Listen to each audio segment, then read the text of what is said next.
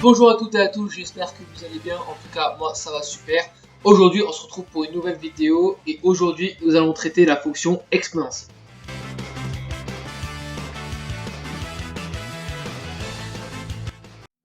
Donc nous allons traiter la fonction exponentielle. Donc d'abord nous allons voir justement sa définition. Comment définit-on la fonction exponentielle? La fonction exponentielle se définit de la manière suivante. Elle se définit comme une fonction qui est égale à sa dérivée. C'est-à-dire que c'est la seule fonction en mathématiques dont sa dérivée est égale à elle-même. On la note généralement e de x ou exponentielle de x. Et elle va avoir tout un tas de propriétés dont nous allons le voir juste après. Nous allons voir les propriétés, deux propriétés. La première propriété de la fonction exponentielle est la suivante.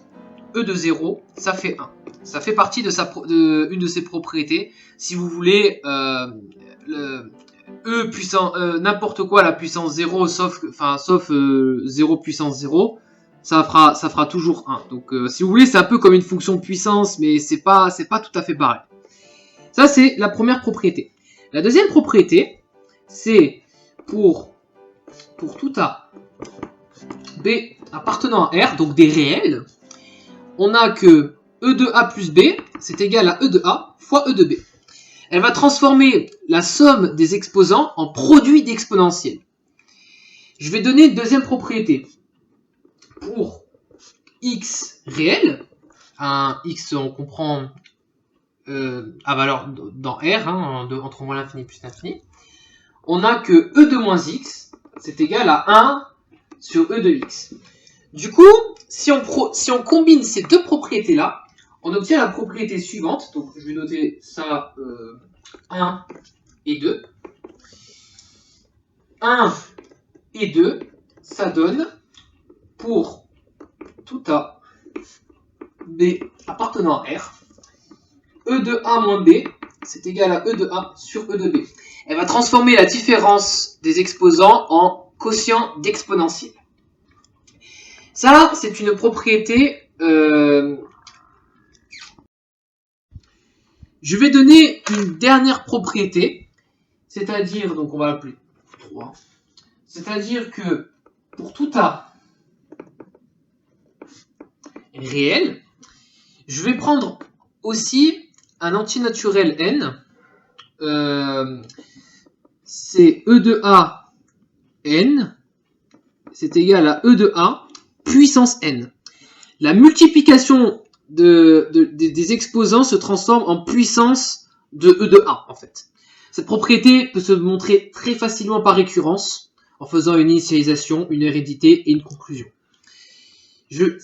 Toutes les propriétés que j'ai citées, ce sont des propriétés dites algébriques.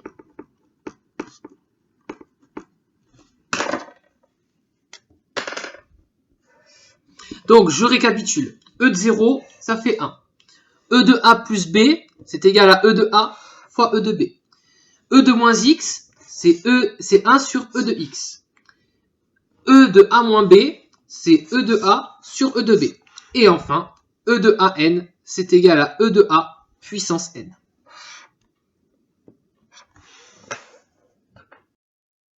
Nous avons vu donc les propriétés. Maintenant, nous allons attaquer à la partie analytique, donc son tableau de variation, si vous voulez.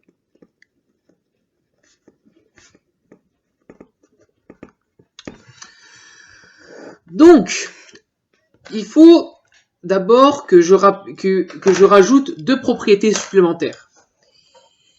La fonction exponentielle de x, donc pour tout x réel, e de x strictement positif. C'est sa particularité et c'est cette particularité-là qui rend la fonction exponentielle très très facile à étudier lorsque vous allez dériver pour faire des études de signes, etc. C'est vraiment assez souple à étudier. Et donc, maintenant, une fois que j'ai donné cette propriété-là, qui est une propriété fondamentale pour étudier cette fonction exponentielle, je vais m'attaquer maintenant au tableau de variation. Donc, la fonction exponentielle de x est définie, donc la fonction qui a x associe e de x, donc la fonction exponentielle, est définie sur R. Ainsi, cette fonction est dérivable sur R aussi. Elle est dérivable sur R. Il n'y a pas de problème de dérivabilité en un point particulier, etc. Puisque la fonction, elle est continue. Ainsi, nous allons calculer la dérivée de e de x. Si vous avez bien suivi ce que j'ai dit dans la définition, la dérivée de exponentielle de x, c'est elle-même. Et j'ai dit que, avant de vous présenter, de faire l'étude de la fonction exponentielle, je vous ai dit que e de x était strictement positif. Ce qui va nous aider énormément pour faire le tableau de variation. Donc, on fait le tableau de variation. Moins l'infini plus l'infini, puisque la fonction est définie sur R. Et je vais mettre f' de x, mais vous savez que c'est elle-même, hein, donc... et f de x.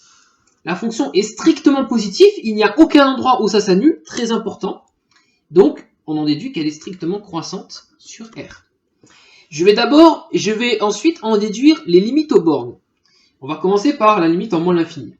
Alors, juste pour avoir une idée, une petite idée des limites, je vais vous tracer le graphique de la fonction exponentielle.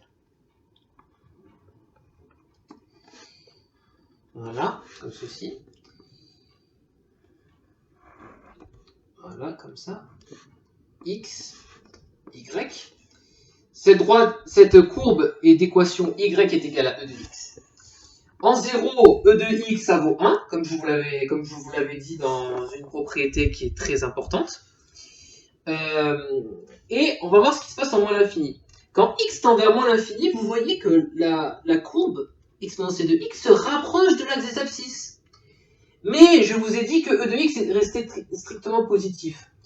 Donc, comme elle va s'approcher de l'axe des abscisses, la limite, elle sera nulle. Même si, on parle d'une limite, donc elle sera jamais atteinte, mais à x, pour x vraiment très très très petit.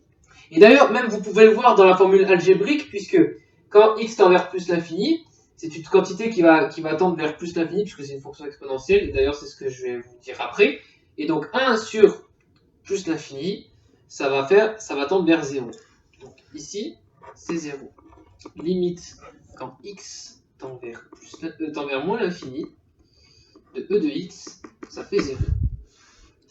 Et vous voyez que quand x est très très très très grand, la fonction exponentielle tend vers plus l'infini. Et c'est sa particularité.